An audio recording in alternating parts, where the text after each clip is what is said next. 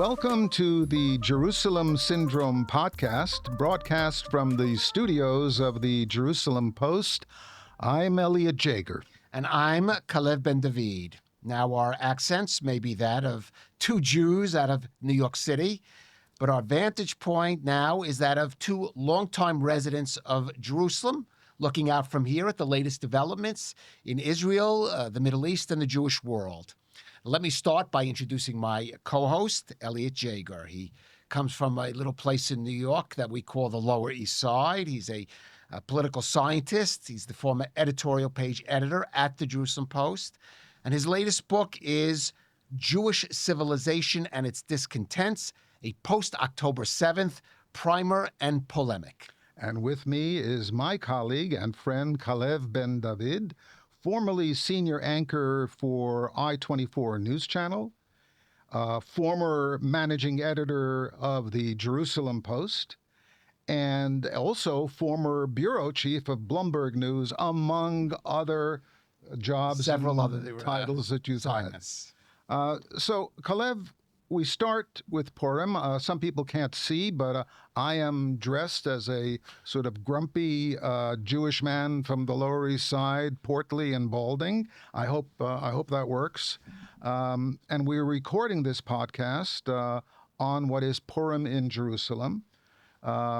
Just for some context, Thursday, a couple of days ago, March 13th, was actually Tainit Esther, the Fast of Esther. And on Thursday evening, we read the Megillah, the Book of Esther, which relates the story of Mordechai and Esther and the Persian king Ahasuerus and his evil vizier Haman. And as you know, Purim is not the Jewish Halloween. It's not the Jewish Mardi Gras. Or it's not a carnival. Though you would be, there are some people out there on the streets right now who didn't get the memo. Who didn't get the memo. They might take issue with that. In sacred history, Purim commemorates the deliverance of the Jewish people from Haman's plot to kill them en masse. And Haman is connected in Jewish tradition to Amalek. Who is, of course, mentioned in the 5 books of Moses, and where God declares that God will, not the Jewish people will, that God will utterly obliterate the remembrance of Amalek. And in Deuteronomy, we are enjoined, where God enjoins us to both remember what Amalek did and to blot out the name Amalek. Do not forget, God says. So there's an interesting dialectic, Calev, there's an interesting tension in regard to Purim and in regard to Amalek, actually, of forgetting and remembering. Right, and that's, I think, quite relevant to this particular Purim, because there has been some discussion, even debate leading up to this Purim, how much it is appropriate to celebrate, to have the revelry that we associate with Purim, that we see out in the streets now, while, of course, there are still the hostages being held by Hamas in Gaza. Last year's Purim celebrations were more muted.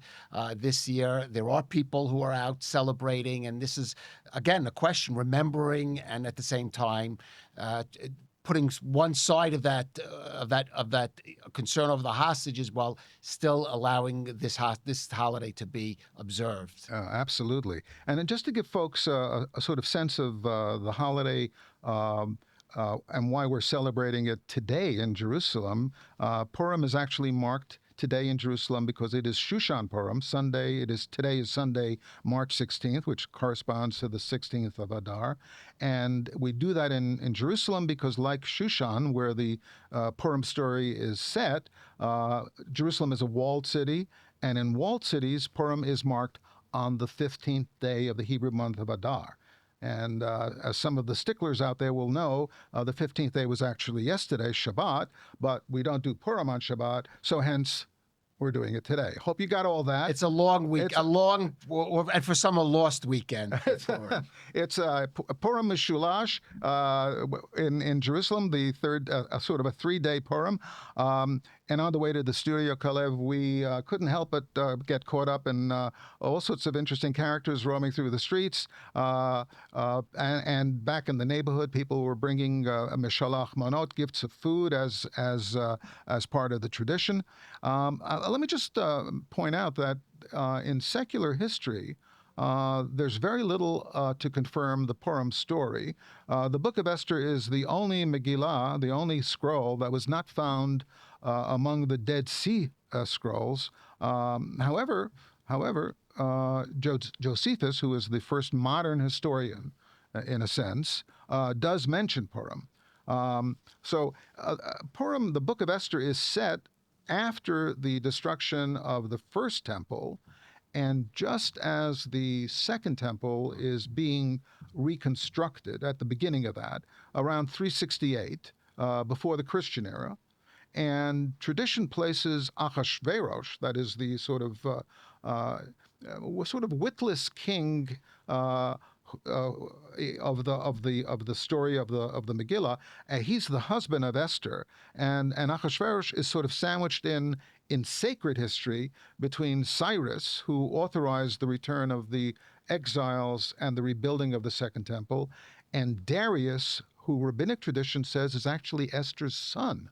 And Darius gets to sort of push things along and authorize the completion of the Second Temple. And all of the details beyond the scripture of the scroll, the whole rules and traditions of Purim are actually laid out in the Mishnah.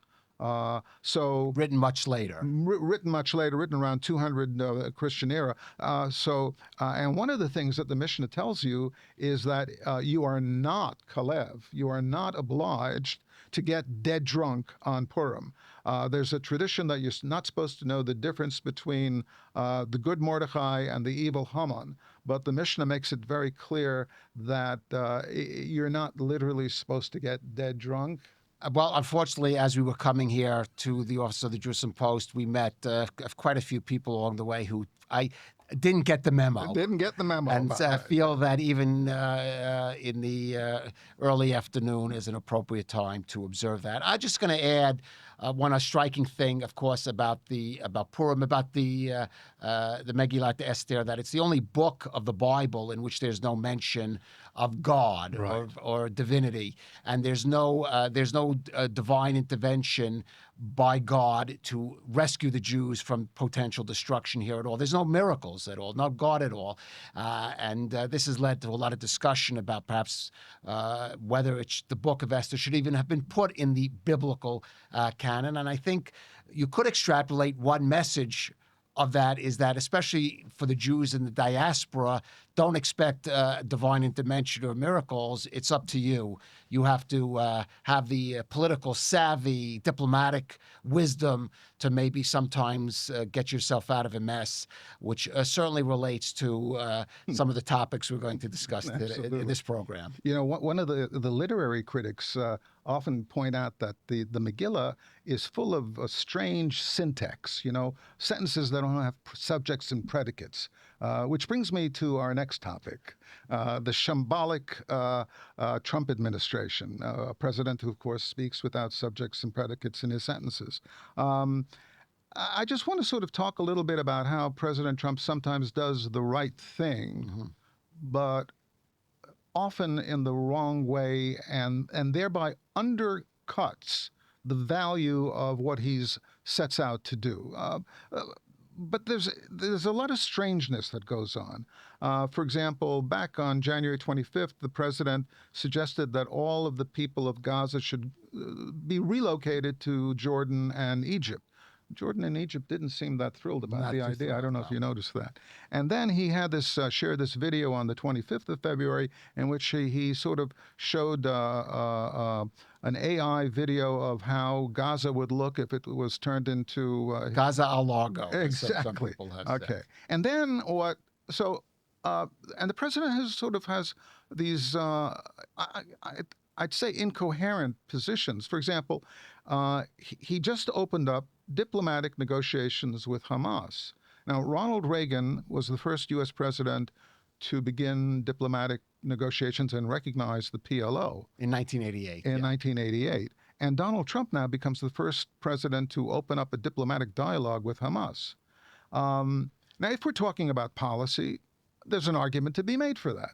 But are we talking about policy or are we talking about chaos? And then there are all these weird appointments that send confusing and mixed signals about where the administration stands on Israel and on the Jewish people. I'll just mention the appointment of National Intelligence Director Tulsi Gabbard, whose position on Israel is, shall we say, complicated. And then she named this guy Daniel Davis as her deputy, and he's a vocal anti-Zionist. And then that was withdrawn In the face of opposition from Republicans and Jewish supporters, especially of Republicans. And Calev, then there's the appointment of Kingsley Wilson, the deputy press secretary at the Pentagon. Kingsley Wilson, who thinks that Leo Frank, lynched by an anti-Semitic mob in Georgia in 1915, was in fact guilty. I don't know. And then you have all these fascinating other characters who come on the stage of what is a real drama. Such as Adam Bola, the man who had that discussion with Hamas, Exactly. and now has been seemingly pushed away from his position as the special envoy for Hamas's negotiations. But then we're told he's going to still be assisting Steve Witkoff, the U.S. Special Envoy in the Middle East. I think what we're seeing now, Elliot, is going into the Trump administration, people did express concern about the fact that there were these two wings of the Trump following, the isolationist or American firsters, some of them who have opinions that veer quite critical of Israel, and some that veer into anti-Semitism, and then those figures in the administration like Secretary of State Marco Rubio, Right. Steve Witkoff, who we mentioned, Mike Waltz, the National Security Advisor, who have traditional, strong supporters of Israel, more in line of what we saw in President Trump's first administration. Right. So even going into this government, people wondered how this would play out, this tension between these two wings of, let's say, MAGA, Right. and that's Right. what we're seeing now happening. This is the result of that. Absolutely. It's just worth mentioning what Bowler said that sort of got him into hot water. This one quote where he said, with regard to why the U.S. was negotiating with Hamas, he said, we're the United States. We're not an agent of Israel. We have specific interests at play. Now, obviously, no one disputes that.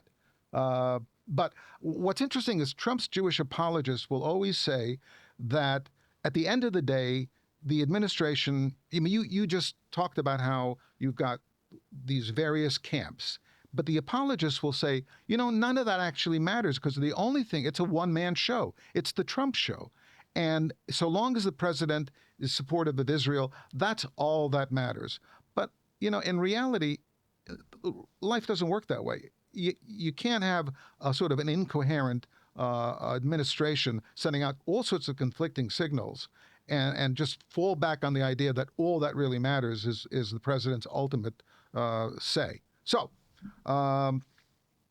Having said that, yes, we should note, though, an action taken by the president this weekend that I certainly, everyone in Israel, or certainly supporters of Israel, would support. Yes, and that was the president's the ordering CENTCOM to attack and it's not a concerted, coherent attack ongoing against the Houthis in Yemen, who are proxies of Iran and who have unprovoked attacked Israel time and time And again. shipping in the, of course, in the waters off of Yemen. And this, of course, comes after the Trump administration earlier had returned the status of the Houthis to that of a terrorist organization, something that had been revoked by the Biden administration, which had been a mistake. A big mistake. And here we see the Houthis threatening again to renew its attacks, and the Trump administration launching this military operation. Right, and hopefully they will continue to do that, and everyone approves of that. But what we're looking for is a little bit more of a sort of coherent structure. Right. And just to finish off,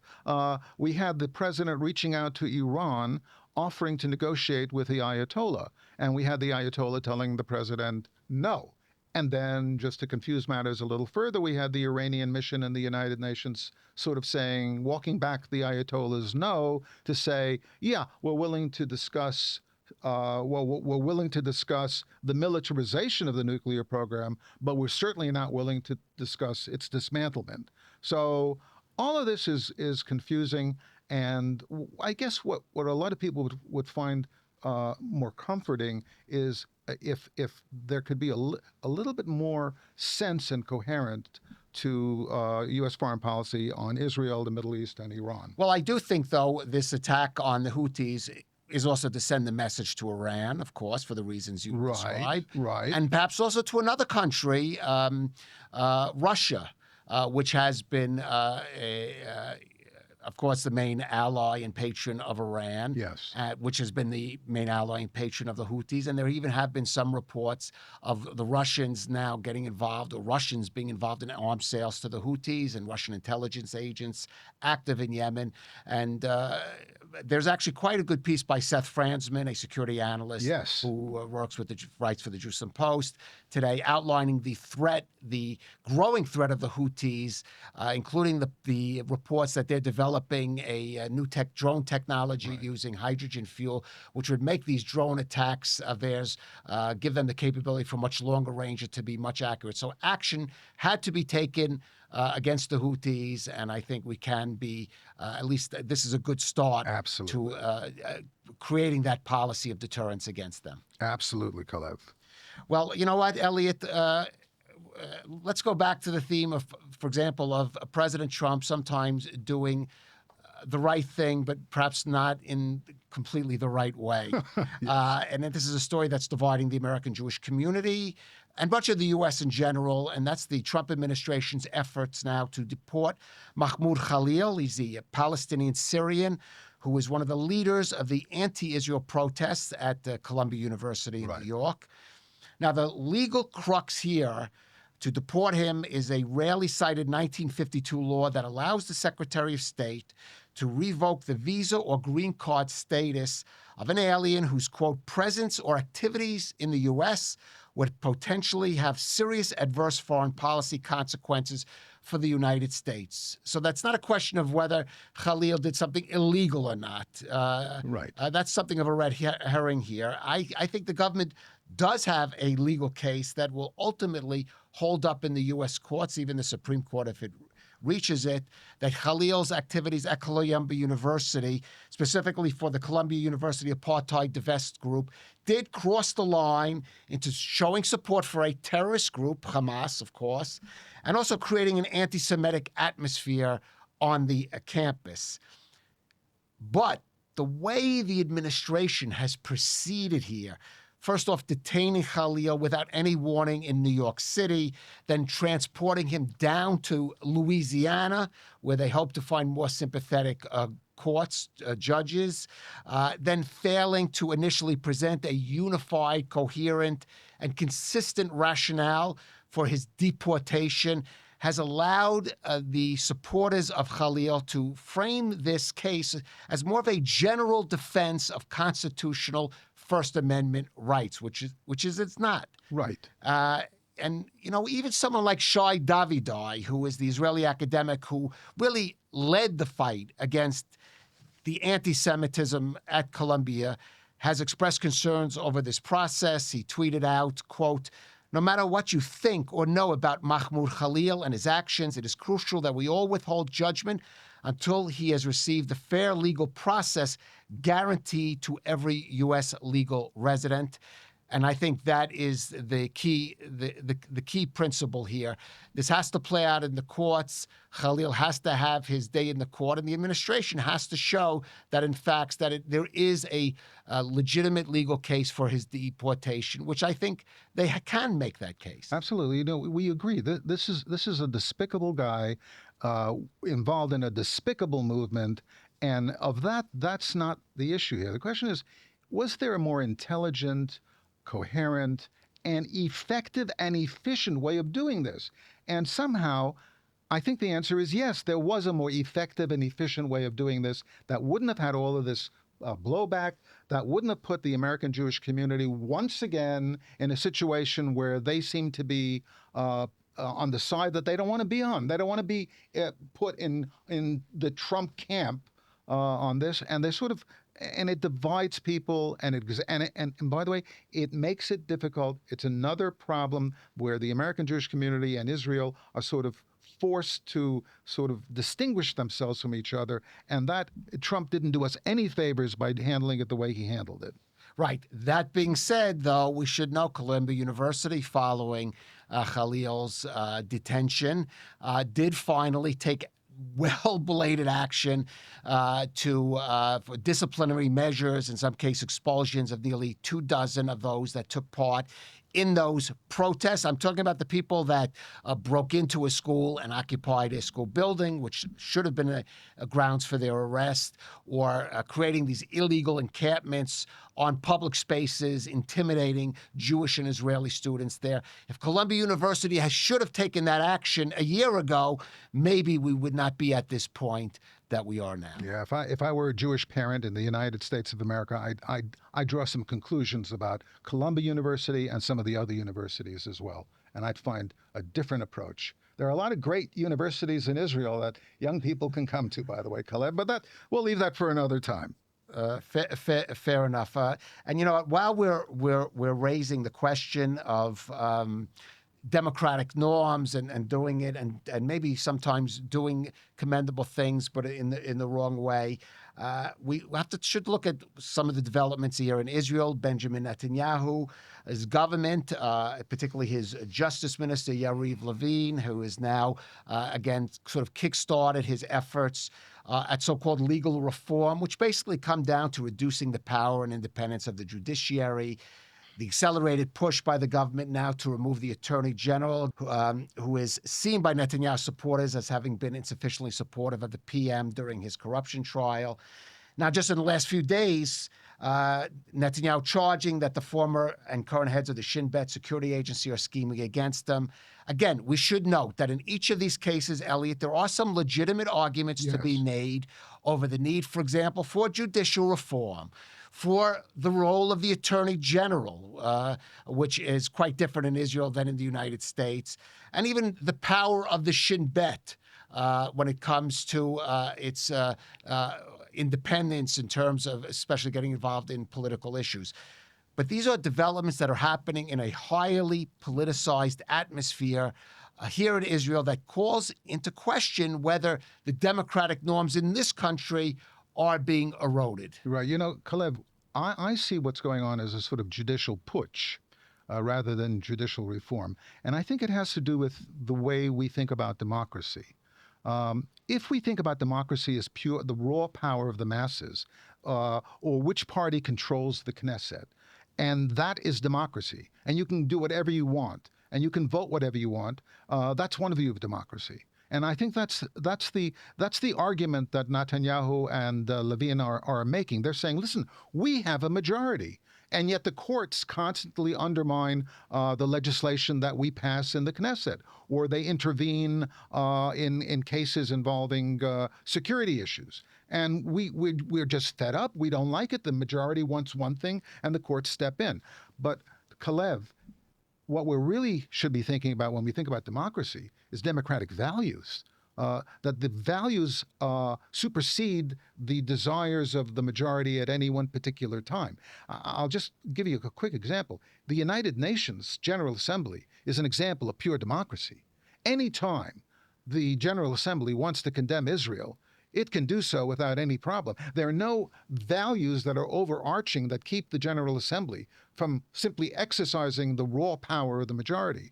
And in Israel, what we really need, as in the United States, I think, and in any true democracy, is we need to make sure that it's not that democracy does not is not equivalent to who has the most votes or who can push their way through because they have the most votes at a particular time.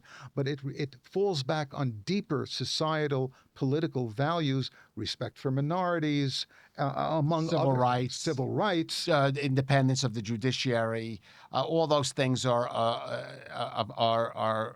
hallmarks of the modern democracy. And as you say, absolutely, there are things that need to be fixed, but you can't fix them by forcing your way through on one thing. There needs to be a coherent approach. We need, for example, Calev, and we can talk about this some other time, we need a constitution. And we need constitutional reform. So just dealing with one aspect of the Attorney General's role, as opposed to dealing with in a more coherent, concerted fashion with the constitutional needs of the country, that is why I think this is a judicial putsch and not judicial reform. And I'll just end, this is coming, of course, at a time it's regenerating and giving new life to the street protests that we saw leading up to October 7th. And certainly this is not a time that the Israeli public needs to be divided on other issues or lose focus on the main issue, which, of course, still has to be resolving the situation, returning the hostages, eliminating Hamas, and resolving the situation in Gaza. Amen to that. Now, Calev, I said that I was a bit grumpy today. Did I say that? So let me. And it's on Purim. I know. I can't change my stripes.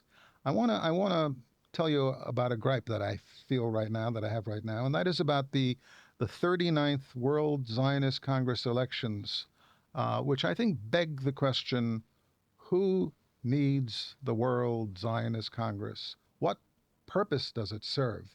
Now, I know that the World Zionist Congress controls a budget of something like $1 billion.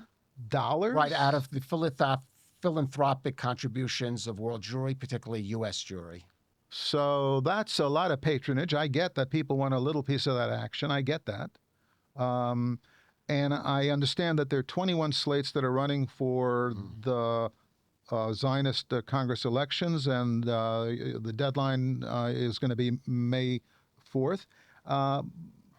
I don't like the whole idea, but let me zoom in on one of those slates that's running. The slate is called Eretz HaKodesh. What does that mean? We're going to translate that for our the Holy Land. The Holy Land slate. And these they self-identify as anti-liberal and Haredi, for however you want to define the term Haredi. Now, the stated adversaries of Eretz HaKadosh, that is, the stated adversaries of this particular slate, are Reform Zionists and Zionists associated with the conservative movement in Israel. The conservative movement being the first denomination that was actually Zionist when the Orthodox weren't and the Reform weren't. Right. But Eretz HaKodesh has a whole little system through which they advise their bocharim, their youth, their young people, on how to avoid IDF service. And these guys are running in the Zionist elections. So, and the so-called values that they are promoting are to keep the Western Wall Plaza as a shtibel, that is like an old-fashioned little synagogue, and Eretz HaKodesh rabbis. And I'll say this: I find this fascinating. I look to see who's behind Eretz HaKodesh, and what troubles me is that some of these people were actually once involved with the Young Israel movement in the United States. Calev, the Young Israel movement used to be a modern Orthodox Zionist movement. And now somehow what we see is that it's a reflection of what's happened to modern Orthodoxy is so shifting away from modernity, away from... Some elements or wings within, we should say, rather than generalizing. I wouldn't want to generalize, Calev. I wouldn't want to generalize. But all I can say is, for the record, Eretz HaKodesh denies that it is a stalking horse for the anti-Zionist Lithuanian political party Degel HaTorah. And of course, they must be telling the truth. But I would say, do these folks really, that is Eretz HaKodesh, Yes. do they really accept the Jerusalem program, the Zionist movement platform? I wonder. Yeah, well, I don't have to. I would say no. And it's a fairly recent phenomena that non-Zionist parties in Israel, like Shas, for example, which is also running, or Eretz HaKodesh, which I would even define as really actually anti-Zionist, running in the Zionist movement. And it's all about that $1 billion budget that comes in, which now these elements within Israel, these political elements, now see maybe a chance to draw on some of those funds. Elliot, unlike you, I'm not so totally cynical about the Zionist movement. Okay. I was a Tell me why. I was a Zionist activist in my youth for a movement called Telem, Tenuat Letzionut Makshima, the movement for Zionist fulfillment. I do believe there's a role for the Zionist movement, even though there are obviously problems, bureaucratic problems of the way the relationship is handled between Israel and the diaspora, as you yourself just laid them out. But I do believe there's still some, I wouldn't throw the baby out with the bathwater here. I think Zionism, especially when Zionism is under assault internationally in many quarters, there's still a value to having an official Zionist movement. Since you chose to complain about a party, I'm going to do the reverse, and I'm going to give praise and even endorse a party All right. in this coming election. That's Let's called hear. Kol Israel, and it is a party that is headed by some figures that I know personally. Flor Hassan Nahum, the former deputy mayor of Jerusalem, has been very active, I would say, in Zionist activities, and I think is indeed a very admirable figure. David Yari, also someone who is one of the leaders of that, and they are running basically as a non-denominational, impolitical, nonpartisan Zionist movement, meaning basically on the focusing on what the Zionism should be about, which is very simply, in this day and age, strengthening the ties between Israel, the Jews of Israel, and the Jewish diaspora. That should be the goal of a Zionist party these days, no matter what its individual value or even political value should be. They should not be taking actions that strain those ties, controversial actions at the Western Wailing Wall. So for those who want to, you could go on the website of the World Zionist Organization. You pay a small fee, and if you want to, that allows you to vote. If you're so inclined, Kol Israel seems to me a worthy cause. I wish him all the success, and perhaps we'll be able to have some good news going forward, at least in one upcoming election.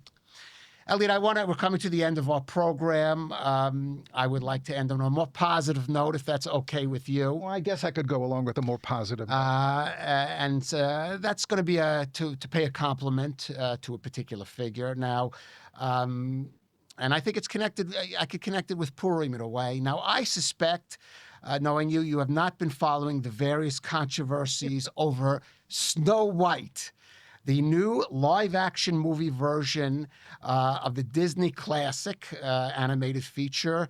Of course, Disney's animated feature, Snow White and the Seven Dwarfs, which was its very first animated feature back in the 1930s. And if you haven't been kept up on that, I admit it, Calev, I'm not. There have been complaints in this live-action version, which is only called Snow White, because the dwarfs have been sidelined. There's one little person character, but the other 6 other dwarfs have been replaced by a more politically correct, diverse group of multi-ethnic magical creatures of all sizes, according to the promo.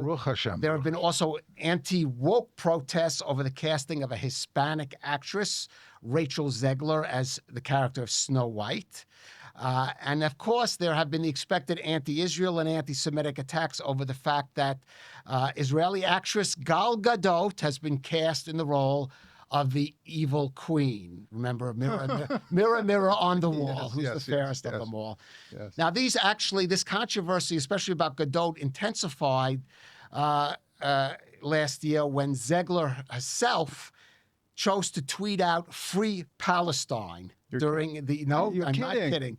And what many saw as a personal sort of jibe at Gal Gadot, who has been very vocal in her support of Israel over the years, also using the media platform she has to draw attention to the plight of the hostages in Gaza.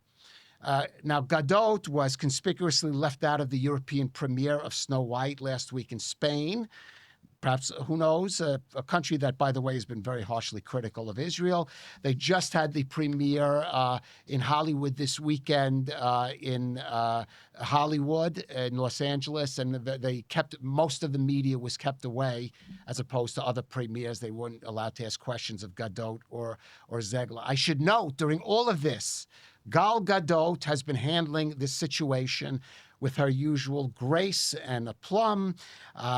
She's been promoting the film, and she has basically carried herself with the kind of dignity that she's shown throughout her career in the face of some, even I would say, ridiculous anti-Israel, anti-Semitic attacks.